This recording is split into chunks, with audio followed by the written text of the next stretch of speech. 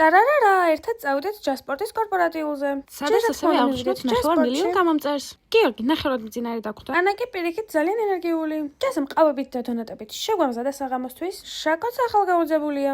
ისეთი დღე გელოდებათ სამუშაო კადრები აღარ ჩავსვი. მიკო და ხიზანაც მოვიდნენ. აქ უკვე ნენელა ვიმზადებით გასასვლელად. ეს არის ჯასნიკერსის მირო და თეა. თბილისიდან დავიძარით რუსთავი, ბათუმი და ქუთაისი პირდაპირ იქ მივლენ. ესეც საგურამოს ულამაზესი სახლი და თითქმის ყველა მოსული იყო. და ხო, დრესკოდი იყო რეტრო მაისურები. შეგიძლიათ დააპაუზოთ, თქვენი ფავორიტი აირჩიოთ და დააკომენტაროთ. კორპორატიული გახსნა რა თქმა უნდა ჯასამ. და მე უკვე გიორგიმ გააგრძელა სუფრის წაყვანა. აქ წინასწარ შევამოწმეთ კარაოკე დარბაზი. ნორმალური იყო. აქ უკვე შაკო ამბობს სადღეგრძელოს და ძალიან დიდი ინტერესით უსმენს გიორგიმ. აი აქ მე სადღეგრძელოს ვსვა. თან ისეთი სადღეგრძელო გამომივიდა, თქვენც ხედავთ როგორი ყურადღებით მისმენ და ყველა. მე რა თქმა უნდა TikTok-ისთვის რეტრო მაისურის ჩვენების ვიდეოების გადავიღეთ. ესეც ძალიან სახალესო იყო. ვაღიაროთ სანდრო იყო ყველაზე კრეატიული. რა თქმა უნდა სუფრას მხიარულად ვაგრძელებთ. რაც მოსალოდნელი იყო, ცეკვას მალევე დავიწყეთ. ჯასა ყველაზე მეტად ერთობოდა. ჟუანეთში რა თქმა უნდა აუშით ჩავედით. ჯასა ჩააგდეს, მერე სვანით შახტა სანდროც. ქუთაისის მენეჯერიც ლანაც ტანსაცლიანად ჩააგდეს. მეც რა თქმა უნდა არ გამოვაკლდებოდი ამ სიტუაციას. სუნთქვის შეკავებაშიც კი შევეჯიბრეთ ერთმანეთს.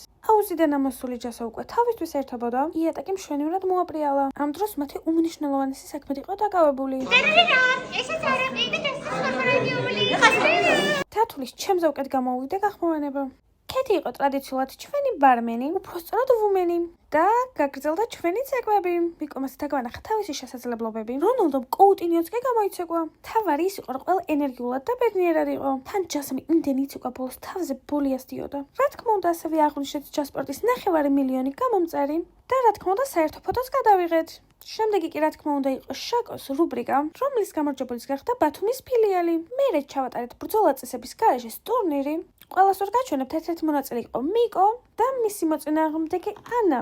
ტურნირის წამყვანი კი იყო მათე. რა თქმა უნდა ასევე ყავდათ საჯებიც.